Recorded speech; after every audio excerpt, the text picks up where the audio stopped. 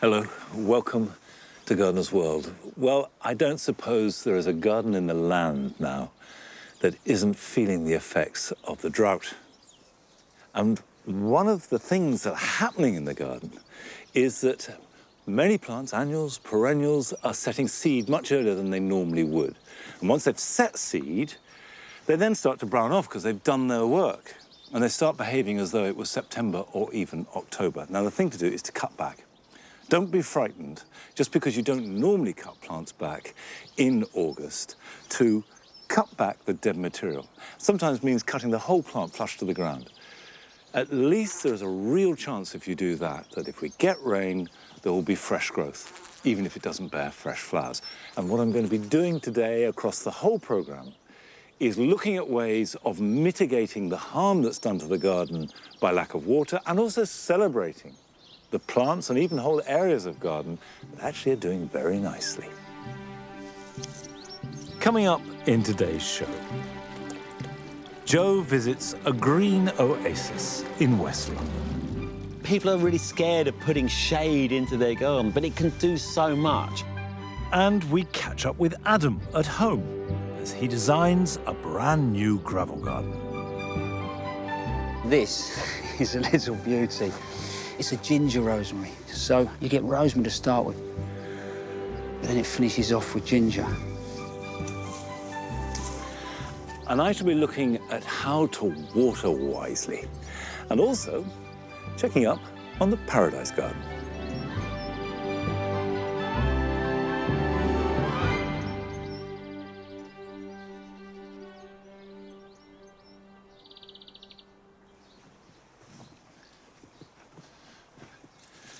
This is a rambling rose. It's called Félicité perpetuée, perpetual happiness. And typically with rambling roses, it had a mass of small blooms.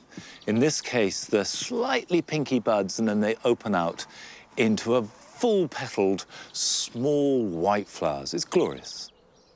It's very, very typical in its behavior on how a rambler behaves as opposed to a climber. And the easiest thing to remember is rambling roses have these great arch stems, and I'm sure there is an inclination to cut these back and tidy them away. But these are going to provide next year's flowers, or at least the best ones. So what we want to prune, if anything, is the oldest growth. Now, the first thing I want to do is get up there so I can then tie these long strands in.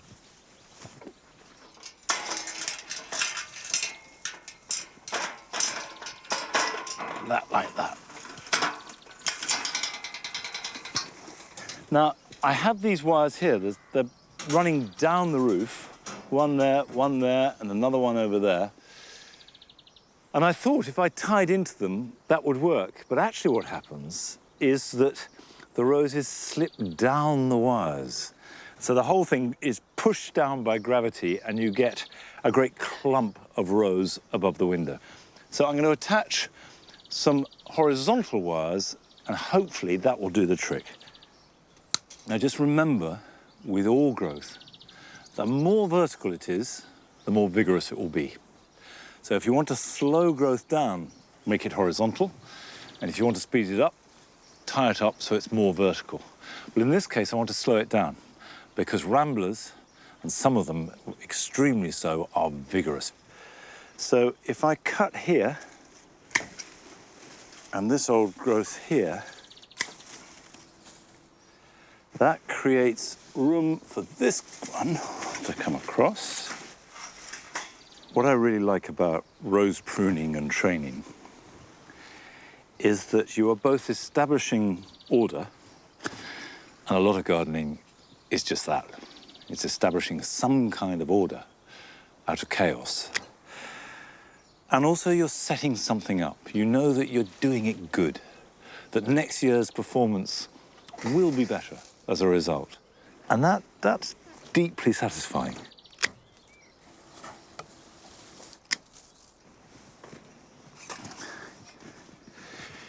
It's going to take me a little bit longer to tidy up and finish the job, but you can see what I'm trying to do. Now, I do know that although we all love roses, many of us, and myself included, for quite a long time, feel a bit baffled by all the different types and the different kinds and the different ways of pruning.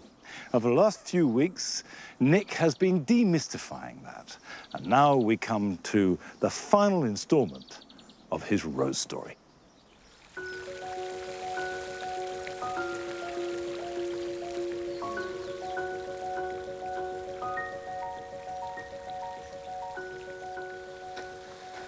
Last time I looked at Floribunda, hybrid tea and Bourbon roses, which have long been celebrated for their incredible range of scent and their voluptuous blooms. Today I'm going to be looking at how rose breeders have taken the genus to the next level, giving us gardeners a veritable sweet shop of blooms which combine the best of old rose form and colour, but with the bonus of repeat flowering all the way through summer. And it's these roses which have had a huge impact on the history of the genus.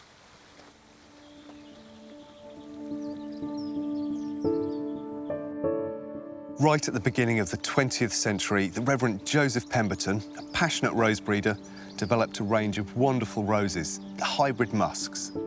They are the result of crossing China roses with others from Asia and Japan. For me, one of the best hybrid musks has to be this. It's Rosa ballerina, and it's been around since 1937, and I think that longevity is an incredible endorsement of it being a good and high-value rose. It's not scented, but I think it more than makes up for that in many different ways. It produces these big trusses of flowers which repeat all the way through summer. So as this fades, this next truss over here will come into flower. Now, the individual blooms are great because they're single, which means they're really useful for pollinators, but they also have a lovely quality to them. They start with this darker pink bud, then they fade through to having this pickety edge, and then through to a near white bloom. So it gives you this lovely multi-tonal quality through the whole plant. Arguably the most popular of roses gracing our borders today are the English roses. The man responsible for these is David Austin, a farmer's son who in the 60s was inspired by a neighbouring plant breeder to concentrate on hybridising roses rather than crops. David's ambition was to give gardeners an improved range of roses with full blooms, packed with petals that offer that classic and highly sought-after old rose look with a longer flowering period, health and vigour, and where possible, an attractive scent. This is one of the newest English roses. It's Thomas à Becket, and it really embodies what English roses are. It's got these fantastic full blooms which repeat all the way through the season, and it's got a great scent, which is really old rose, so it's just so charming. But the thing that I particularly like about this cultivar is it's got quite loose, open habit, so it almost feels like a wild or species rose. And it's got great height. It'll come up to 5 or 6 feet. Now, in terms of the blooms themselves, well, they've got this delicious sort of crimson look to them, and then they've got this slightly lax habit to the flowers as well, which I think gives it a lovely quality. In terms of growing it in the garden, it's really, really adaptable. It will grow in full sun, as it is here, and equally it will grow in part shade.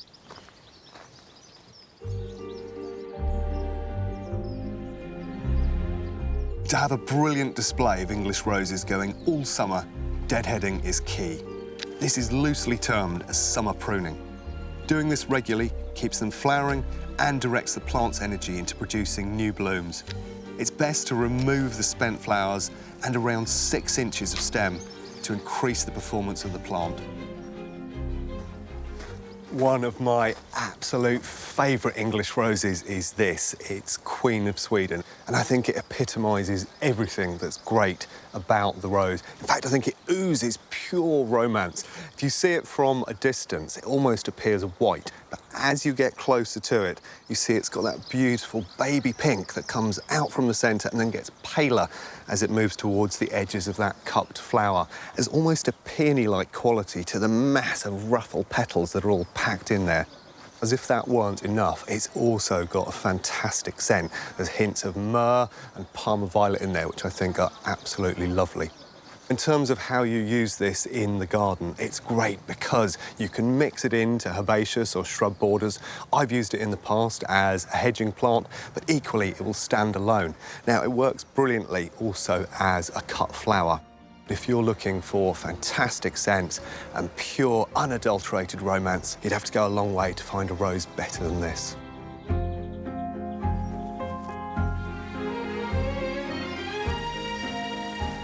Over the last few weeks, we've been looking at the story of the nation's favourite flower, from traditional forms right the way up to modern cultivars.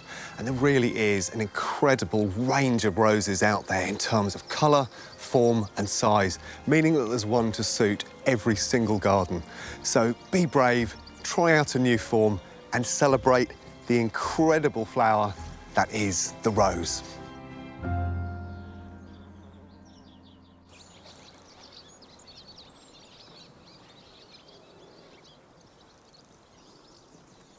This is a rose called Charles Darwin, which is one of the David Austin roses, the English roses, that essentially will flower all summer long. Although these here had a really good burst of flowering in June and early July, then have been deadheaded and haven't produced many more yet. But they will. I'm not worried about them.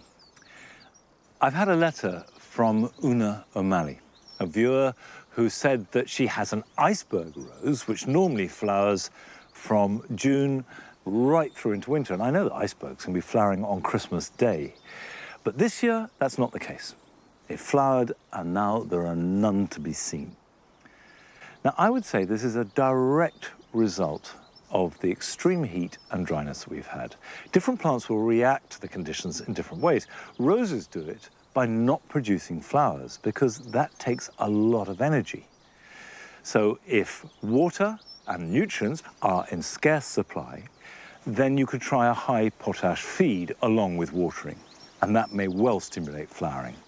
And then I am really confident, Una, that your iceberg will flower again once it starts to rain. The one thing that really helps roses of every kind is mulching. Now, don't mulch now. If you mulch over dry soil, you just seal in that dryness, and if you do get a bit of rain, it sometimes just gets soaked up by the mulch and doesn't reach down into the roots. Wait until the ground is really damp, and the best time to do it is either October or again in early spring, March. And a thick layer of mulch, and it's no good mulching thinly. You really need sort of 3, 4, 5 inches of the stuff, of good garden compost or well-rotted manure, as wide as you can around the base of each shrub. Will keep the moisture in all summer long. It'll suppress weeds, which would otherwise take moisture and nutrients, and it will gradually work into the soil and feed the plant. And that will do more good than anything else at all. But don't worry about roses. Roses are amongst the toughest plants, as well as the most beautiful in your garden. Whereas roses will try and delay producing seed, any annuals or biennials exist only to produce seed. That is their sole function in life.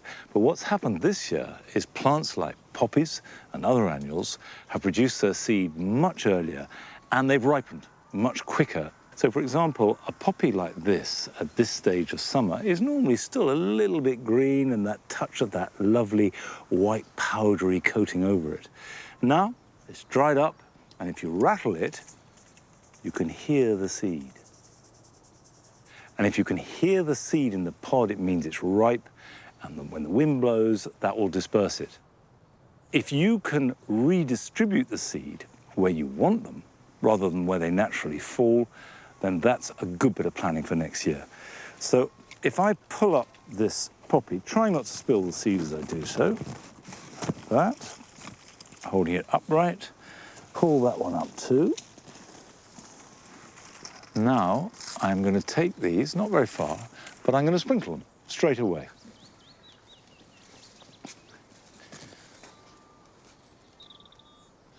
And then if I spray this like that, and then over here, And although there are thousands of seeds in these various rather beautiful heads, which, by the way, I'm going to keep and use for decoration, probably only half a dozen seeds will propagate, but at least they will be spread out around the garden rather than being in great clusters. And poppies like sunlight and disturbed soil in order to germinate, which is why they grow in borders and cornfields. Now, that's just poppies, but other plants you can do too.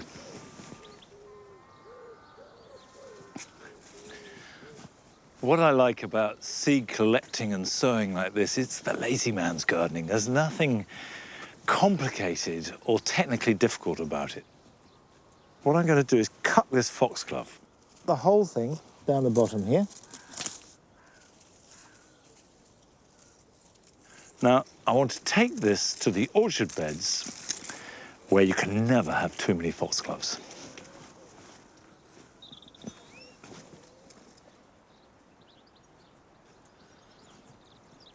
Now, I do have quite a lot of foxgloves in here, but A, I want more, and B, this one I let grow on the edge of the dual garden, even though it was the wrong colours, because it was exceptionally handsome. Just that combination of pinks, purples, and touches of white was really, really successful. So with any luck, its offspring will carry some of those qualities into these borders. And again, I'm just going to shake. And the seed is like dust.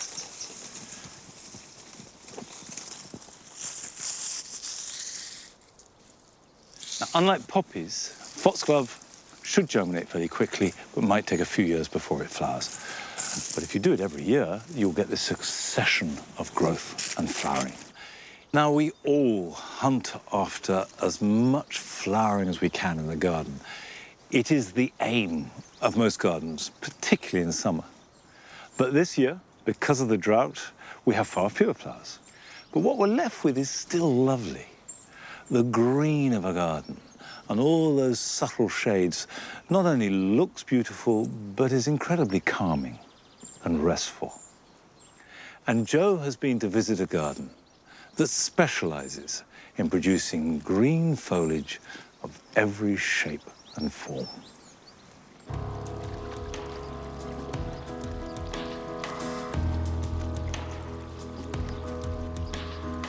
Welcome to Field House, a tranquil oasis in West London containing a vast collection of exotics, impressive lush structural planting and an alluring water feature.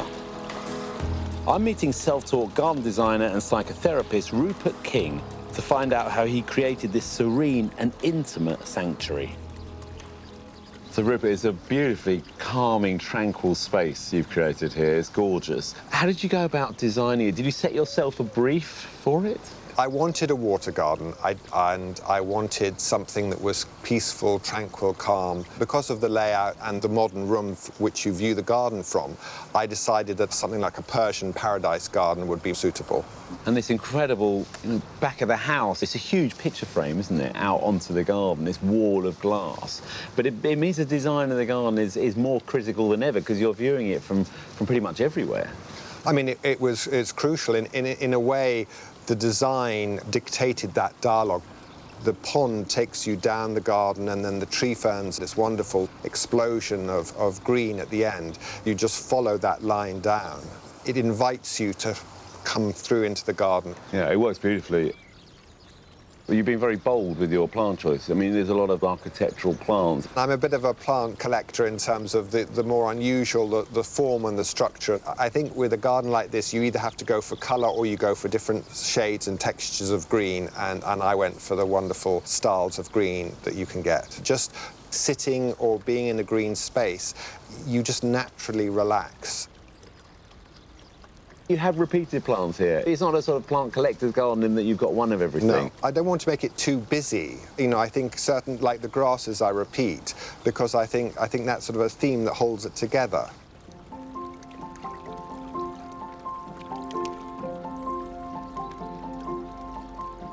Is this your place to de-stress? This is my therapy, and I can completely get lost and leave all the stresses behind.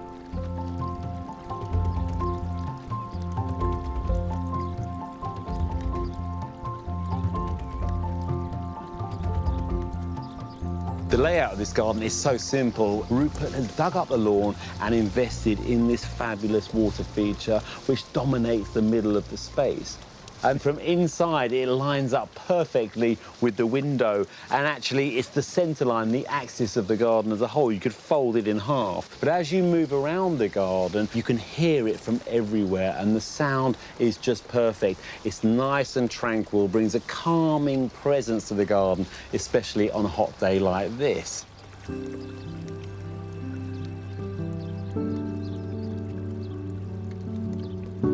Green. That doesn't have to be boring, as Rupert has proved here, because there's such a range of greens right across the spectrum. And then when you think about the leaf shape, whether it's glossy or matte, and the form of the plant itself, a whole palette of plants opens up. And he's combined them beautifully here. That's the Tetrapanax papyrifera, huge architectural leaves, and it just looks wonderful holding the corner right there. And then in front, we've got some smaller evergreens. This is Hebe rachiensis. It's sort of a woollier texture, but it's got a nice compact form, and it looks great against the bamboo there. And in front of that, this little Pinus mugo. The needles are darker green altogether and a completely different texture. And then on this side, we've got Phoenix canariensis, the Canary Island date palm. Who said that green couldn't have drama?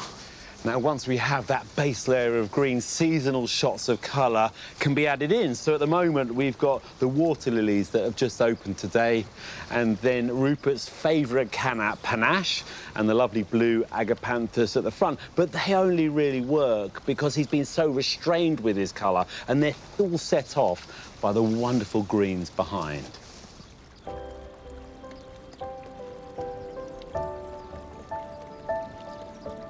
A lot of people are really scared of putting shade into their garden, but it can do so much for the composition as a whole.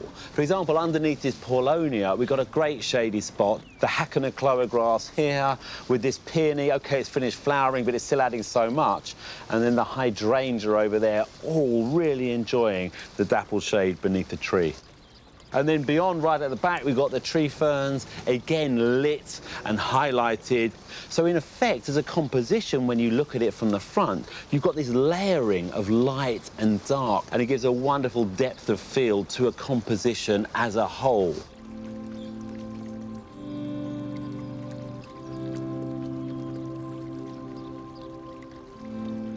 This really is a three-dimensional garden. Your eye is drawn into corners, beautiful compositions, plant combinations, and perfectly placed sculptures as well. And just to think that Rupert is not a professional, he's an amateur. This is his very first garden. But I think that ultimately the success lies in the fact that he had a vision. He knew where he wanted to go with it and created what he set out to achieve, his very own piece of paradise.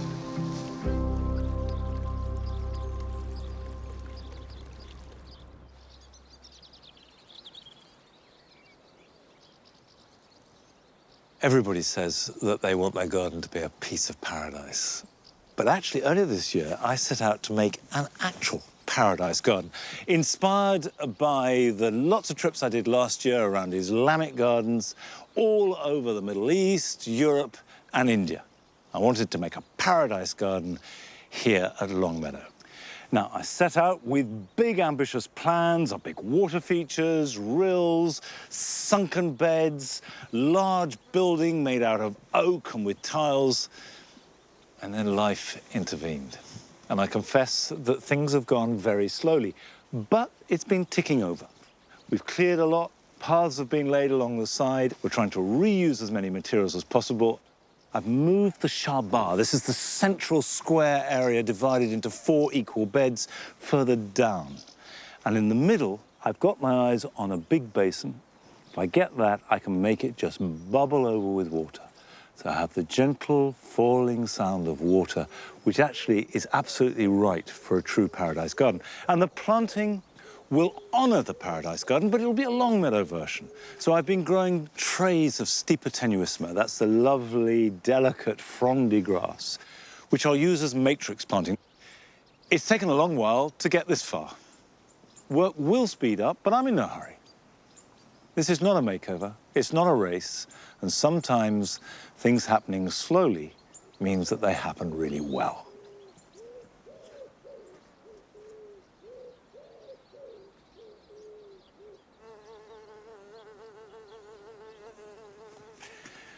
The Paradise Garden may have been hanging fire, but the Jewel Garden is positively flaming under the sun.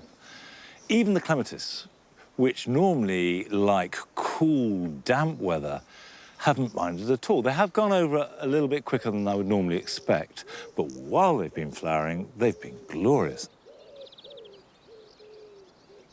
Sweet peas, however, really do need at least moisture and preferably coolness as well to thrive.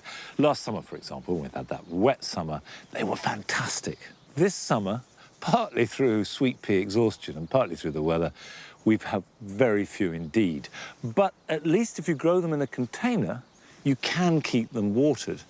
And this, which I put in very late, I have to say I didn't plant this till May, which in sweet pea terms is getting on, is growing fine. It just hasn't really kicked in for flowers, but it will do, because it gets watered every week. And as with all sweet peas, even if they're not growing well, keep them tied up, because otherwise the weight of the growth, they can bend down and break and get in a tangle.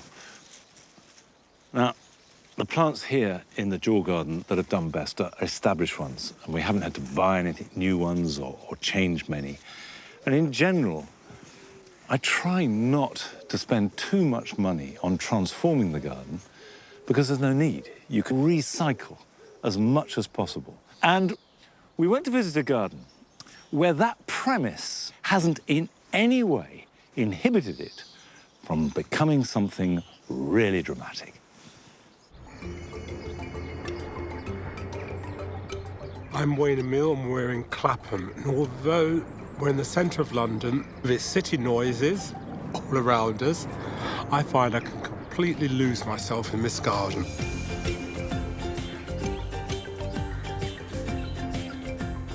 And I call this garden Clapham meets Jamaica because I'm from Jamaica, so it's a fusion of the different elements of my life. It's not an exotic garden because I love traditional English cottage plants as well. So the two are cheek by jowl. I somewhat tongue-in-cheek refer to this garden as a Jamaican no-taste garden. Not for 1 second am I saying Jamaicans don't have any taste. What I mean by that is I'm against anything that's fashionable. It has blousy flowers, it has plants that clash next to each other, and that's one of the reasons I grow so many things in pots. I can purposely put them to clash. It's the colour of the Caribbean, as many colours as I can get into a small space.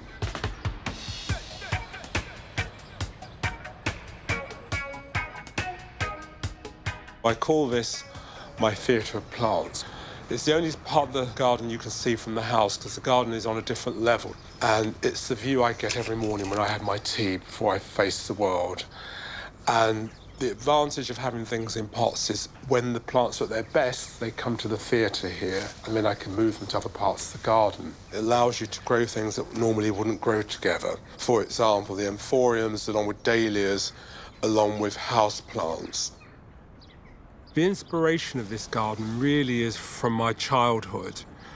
Things that remind me of growing up in the Caribbean.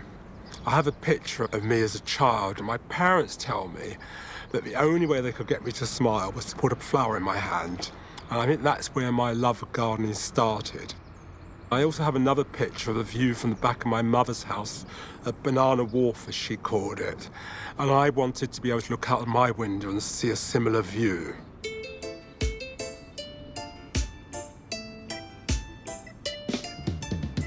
This is another section of the garden that I've created in the tradition of a veranda. And verandas in Caribbean cultures are very important. They're a place where you sit at the end of the day and have a gin and tonic or a rum punch, and you gossip. My mother used to call it chat people's business, and it's where people like to be seen. So if you have the vicar coming for tea, that's the ultimate. You've made it. And it's surrounded by the different bananas, the tree ferns, the gunneras, the hostas. I haven't tried to replicate a Caribbean garden because it'd be impossible. So what I go for is what I call fakery. I grow anything with big leaves that they looks like it could come from the Caribbean. When I started this garden, there was absolutely no budget. So it's really to reuse as much as possible. I knew I wanted containers, so I started to look in skips as I'm out and about, and I was astonished to find people put plants in there as well. I found a tree fern, which are very expensive, just abandoned, and I brought it back to life, and it takes pride of place on the steps. This section is where the garden really opens up. And I love the different heights and the fact that there's trees. You have so much privacy for London. There's not much depth in terms of the soil towards the back of the garden. It means that things won't get too big. But I do think it's important, even in a small garden, to have different heights. I don't see the fact that this garden is north-facing as a problem. It's a challenge. Yes, there's areas where it's very shady, doesn't get much sun. But I totally disregard any of the guide and the rule books. If it says it needs sun, I'll still give it a try. But my cut-off point is 4 years. If after 4 years it's not doing something I like, then I do give it away. But I never throw a plant away. My top tip in terms of doing a garden on the budget is almost every garden centre superstore has what I call half off, half dead. Check the roots. If the roots are there, you'd be amazed what can be revived. And they're the plants I often go for, partly because I can't bear waste. What I'm doing here is demonstrating how to rescue a plant that perhaps has been forgotten because I have so many pots, or you've been on holiday and the person you entrusted has let you down. I dunk the plant into a bucket of water and really push it in, and the bubbles you can hear means that it's the air's escaping. And I leave it there until the bubbles have stopped. And then once the bubbles stop, then you know it's had a good drink. And this really helps with the plant's recovery. And it's simply a case of taking it out and keeping an eye on it and giving it lots of love. I'm not one of those people who are obsessed with tidying their garden, particularly as the season goes on and you get into autumn and winter. I leave plants. Not only is it good for wildlife, quite often, particularly with annuals, because in a city you have microclimates, that some annuals will come back. You think, wow, it's flowering again. Like all gardeners, I wage war against slugs and snails, and I sort of see it as you win some battles, but you use as much armour as you can. So the first thing I would do to protect the plants from slugs and snails is petroleum jelly, which if they're in a pot, I rub it around the edge of the rim of the pot. Then the next thing I would do is to use coffee granules, which I get from my local coffee shop, because the coffee granules, apparently the slugs and the snails don't like the texture of them. And then the final thing I do is I spray it with garlic spray. It's really important to spray underneath the plants because that's where slugs and snails come. And hopefully we should win at least one battle. To be resumed.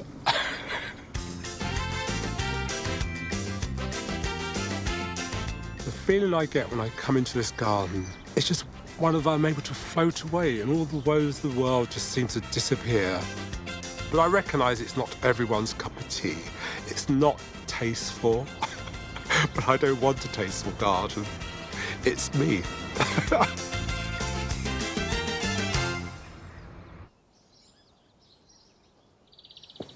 Come on. Come on.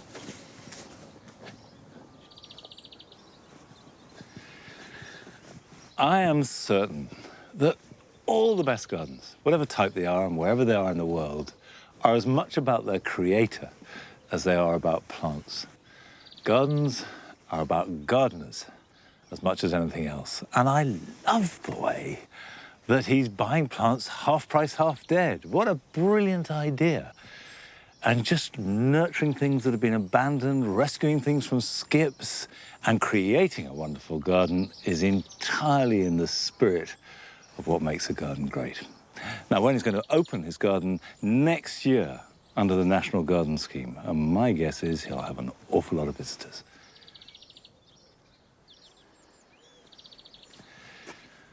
My regal lilies were good this year, but they're over now. One last bloom, but in effect, they're done.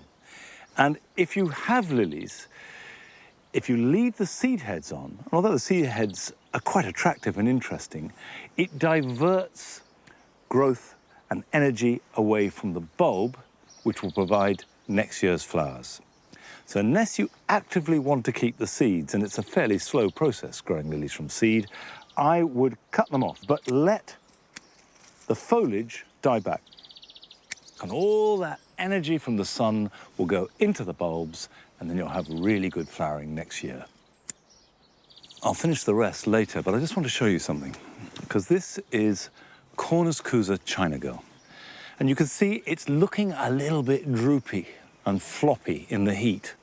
But I'm not too worried, because I know there is water for the roots to get at. And that's because I've mulched it. Now, I've mulched it with bracken to lower the pH. But the net effect, although the mulch is really dry, that's tinder dry, underneath it, if I pull it away, you can see that the compost is actually quite wet. There's quite a lot of moisture in there. Now, we've been watering this just once a week, and there's still enough for the corners to get at. But the critical thing is to mulch, and it really doesn't matter what you use at this stage. I've used bracken there, but you could use fresh grass clippings, you could use gravel, slate, even pebbles will do. It doesn't have to be your finest garden compost. What you want is an insulating layer to stop the moisture evaporating, and that will make the difference very often between life and death. Still to come. Carol travels to Derby to visit the biggest national collection of hydrangeas in the country. And I'll be showing you how to make the use of the water that you do have as effective as possible. And certainly here at Longmeadow, which is normally a really wet place, we've had to think very carefully about which plants we water and which plants we leave to cope without. Now, it's a while since we visited Adam in his own garden. So let's go and see how he's getting on.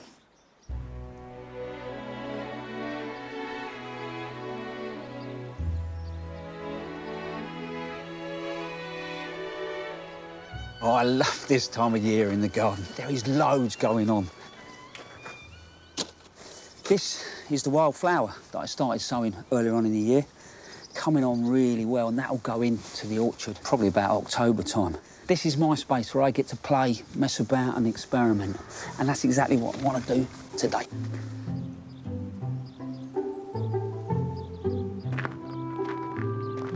Samphire. Last year I tried it from seed. Absolute disaster. Think about where this grows happily. On a salt marsh, tide comes in and out. And taste-wise, it has got that real taste of the sea. Superb with fish. But what I'm going to try and do is more or less recreate those conditions here in my veg garden. At the moment, I've got a container with no drainage holes in the bottom at all. All I've done at the moment is put crock in the bottom. So I'm hoping that the water will sit as a reservoir. And when we come to the compost, a lot of horticultural sand, some sterile soil, and compost.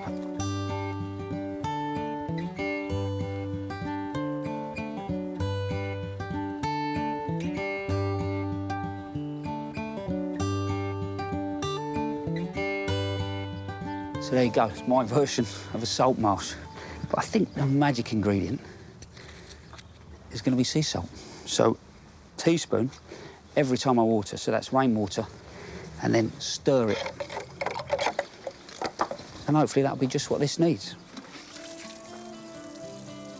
Mirroring Samphire's natural conditions, it will be best in full sun. Next, I'm off to start another project, my new gravel garden. The reason I've gone for a gravel garden is because realistically it's quite a cheap and cheerful way of creating, you know, a new seating area. So I thought about, we want a table and chairs in here that sits 6. But then when it comes to design, I want to work the planting in around it. And I've looked back at the house for the inspiration, and the angle off the window really starts to pick up in the brickwork that works all the way round. And then we come to the planting. You probably won't believe me, but someone was throwing this buxus away, so I've got my hands on them. Straight away, they're creating rhythm through this space. And then we come to the tree, which is my Father's Day present. But it's Lagerstromia, which is a beautiful tree, lovely evergreen leaves, but the flowers are crepe-like. So got that all in, and today I just want to get a few plants in. Before I start with the fun bit, just tell you a little bit about the soil. What I've done straight away is dug in loads of gravel and loads of manure. So what I do is work the gravel in. I'll let the weeds come up first time round when I finish planting, clear them all out, make sure there's no baddies, and then I'll use the gravel later on in the season as the mulch. Here we go. So the first thing I want to do is get through, I suppose, another layer of structure, but it's herbaceous structure, and I'm going to use grasses to do that. So this is absolutely stunning. This is Stipa barbatia. And if you look at the seed heads on this, they look like ostrich feathers. So what I'm looking to do all the time is link things together, create some sort of rhythm all the way through the space. So I've got that. You'll come through that gateway there, and bang, you'll get that movement wrapped around that post, which will be lovely. But then if we come back to the space between the buxus here, I need to repeat something back in there. So then I found this little beauty. Lots of us know Stipa, but this is called Gold Fontaine. It's a lot more upright, so if you haven't got quite that space, this works well. So I'm going to start to work those between the buxus, but they straight away pick up with more structural plant over there.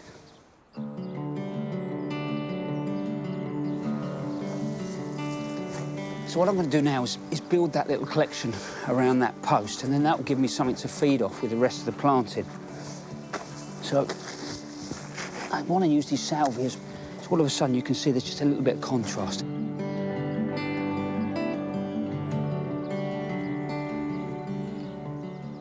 So I'm just going to work these salvia. Roughly there at the minute, they'll move them around as I put the rest in, but you can see you're going to come through, so either side of you, you can see that salvia colour. Let's just grab these. And then I'm going to work the Achillea just in here. And now I'm starting to think about not just shape and form, but different shaped flowers. And this is a little beauty. It's rosemary, but it's a ginger rosemary. So you get rosemary to start with, but then it finishes off with ginger. And I'm putting this one down here because actually, as you move past, the scent will kick up.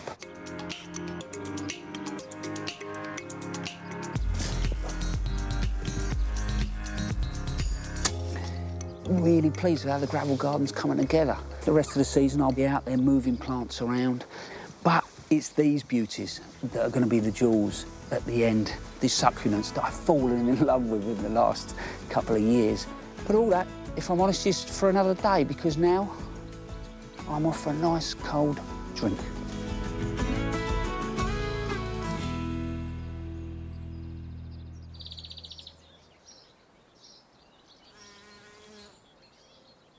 You see, it's the gardener that needs a nice cold drink, not necessarily all the garden. And certainly these grass borders never have been watered and never show any signs of distress as a result of drought. The philosophy behind them is very free and easy.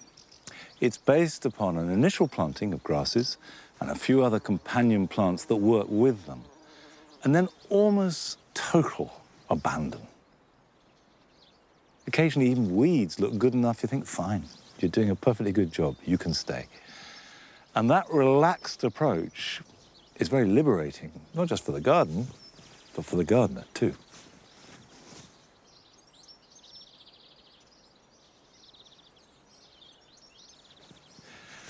Almost all of us are now finding that water is actually rationed. You face the problem of how to best use the resources you have. And that doesn't just mean water, it means time, because it takes ages. So I thought I'd just look at a few plants, particularly here in the vegetable garden, and see really what needs water and what perhaps doesn't.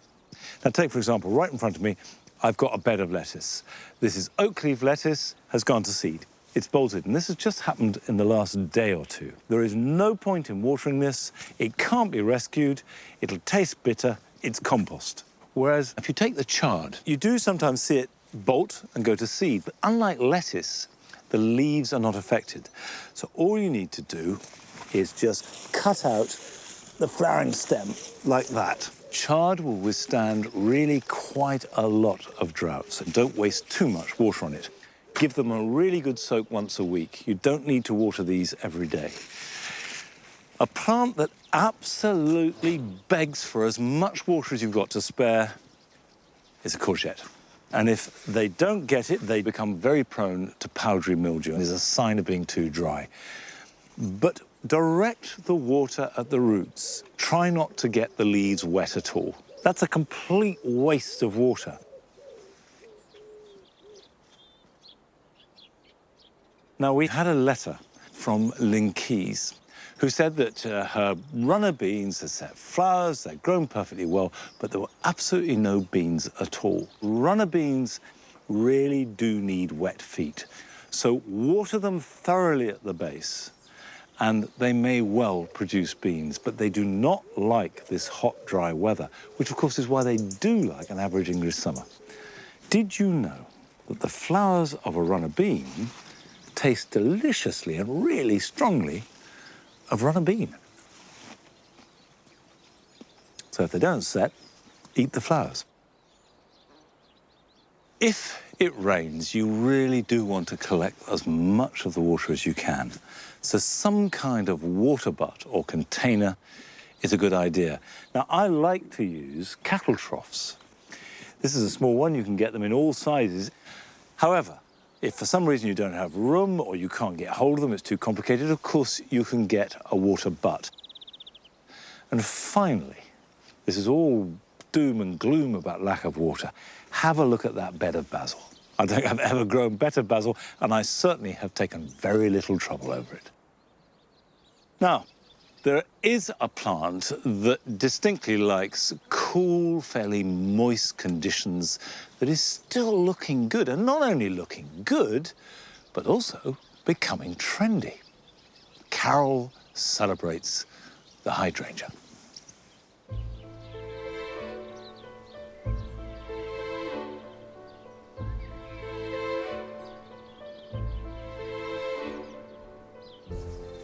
Hydrangeas tend to have this musty, old-fashioned image. We can all remember them from our childhood. Great shrubs outside people's front doors or around the back of the house. But in recent years, there's been an enormous resurgence of interest in them, and no wonder. They're such beautiful shrubs, and it's not like we've got all we're going to get, because constantly there are new hybrids being introduced, new excitements to look forward to.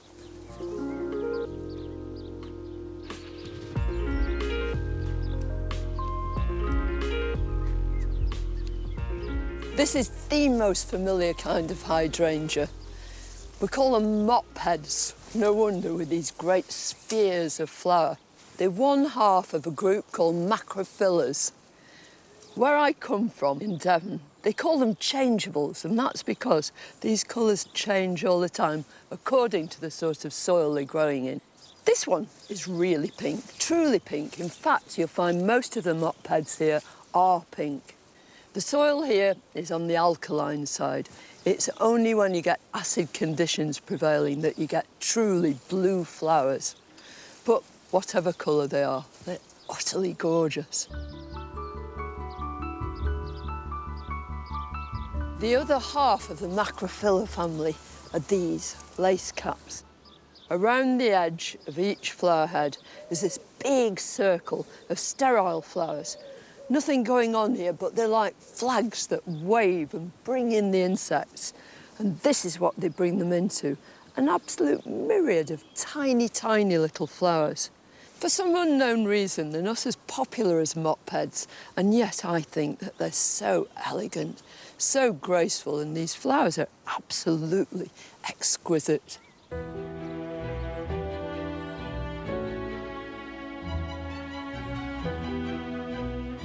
Well, this is Hydrangea arborescens Annabelle. Isn't she magnificent? This is a North American species.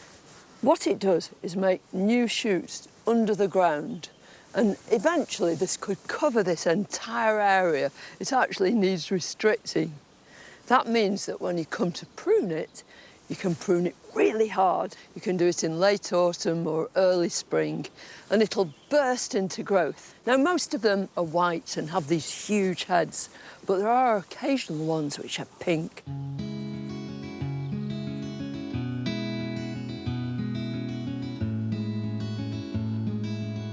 One of the hydrangeas that us gardeners are learning to love more and more is this. It's Hydrangea paniculata. It's an Asian species, and it gets its name because of these panicles, these sort of cones of flower. It's an incredibly elegant sort of plant. That's because lots and lots of the flowers are tiny, and then above them all are these gorgeous sterile flowers. So the plant is very, very visible, and yet at the same time it's open and airy. But not all Hydrangea paniculatas have this same form. In some cultivars, this panicle is composed totally of sterile flowers, so they're much more voluminous. Cultivation for these, as for all hydrangeas, is very, very similar. What they like is moist soil, but even if you've got dryish soil, incorporate loads and loads of organic matter. Water frequently, especially when just planting. And as far as pruning is concerned with these, again, they flower on new wood, so you can prune them really, really hard. And that way, they'll produce loads and loads of strong stems with enormous panicles of flower.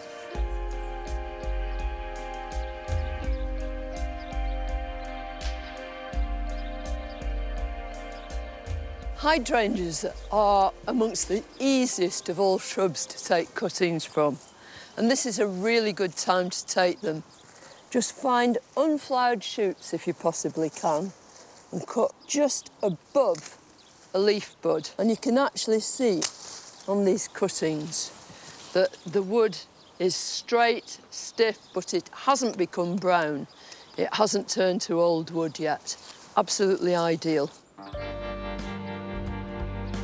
So I've got a nice clay pot full of really well-drained compost. What I need to do now is trim this just below a leaf node, because that's the point at which the cutting, the stem, has most of the hormones it needs to make fresh roots. Remove the bottom leaves. And then what I like to do is nip out the top here. And all that means is that when this starts to grow and it's made some root, it will shoot from these side shoots too, and it'll make a really good bushy plant.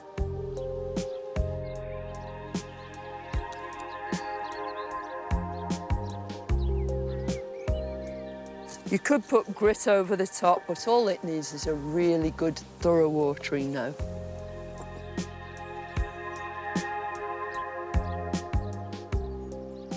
It's difficult to choose a favourite hydrangea, but over the years, there are a few of them that I've come to really love. Hydrangea macrophylla, Lady in Red, is certainly out of the ordinary, with its cherry red sterile flowers with unusually pointed ends. Hydrangea serrata is a whole separate species. It has bright blue flowers which fade through lilac and then deepen again. And the whole bush is just so dainty, so pretty. I really want one in my garden. I've fallen for Hydrangea macrophylla salsa. Not only are its deep pink flowers edged in crimson, but its foliage is dark and dramatic too. Hydrangeas have to be the best value shrubs in the garden. They work so hard and give of their best for such a long period of time, from the summer way into the late autumn. There's absolutely no excuse for anybody not to have a hydrangea in their garden.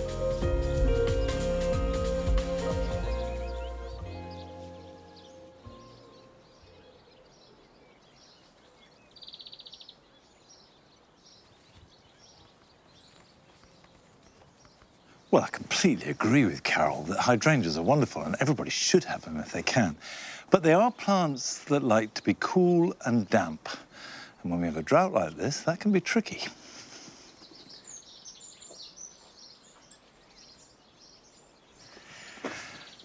Of course, in times of need, you can always use grey water, particularly on shrubs like hydrangeas. Now, grey water is essentially water that has had soap in it. Your bath, your shower, if you stand in a trug when you shower, you can collect it.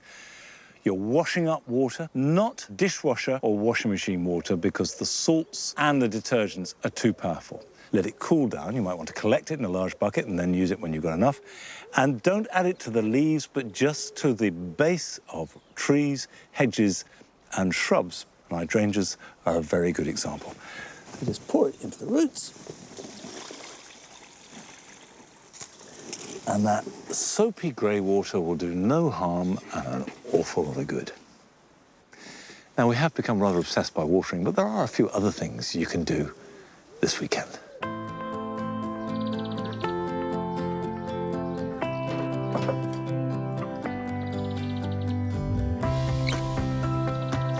Under the blazing sun, Mediterranean herbs have finished flowering and are setting seed. So now is the time to give them a trim.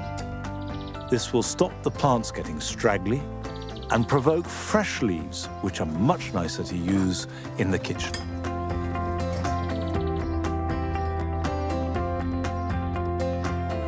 If you grow plums or cherries and feel you must prune them, the time to do this is in a dry spell in summer, and that will reduce the risk of bacterial canker, which can be a killer. And in any event, never prune them in the winter months. Camellias are beginning to develop next year's flower buds, so it's important to keep them well watered. Give them a good soak every week from now to October, using rainwater if you can, but tap water is better than nothing.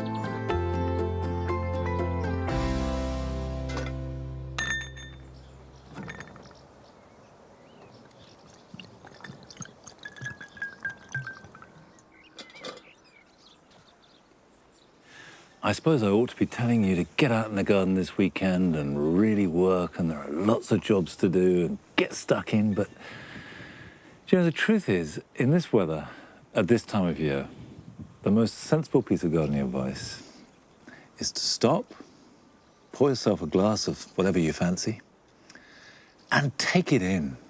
Enjoy this sunshine while it lasts, because you know as well as I do that the rain and the wind will come soon enough, and then we'll look back on this summer and wonder where it went. So, enjoy it while it lasts. And I'll see you back here at Longmeadow at the same time next week.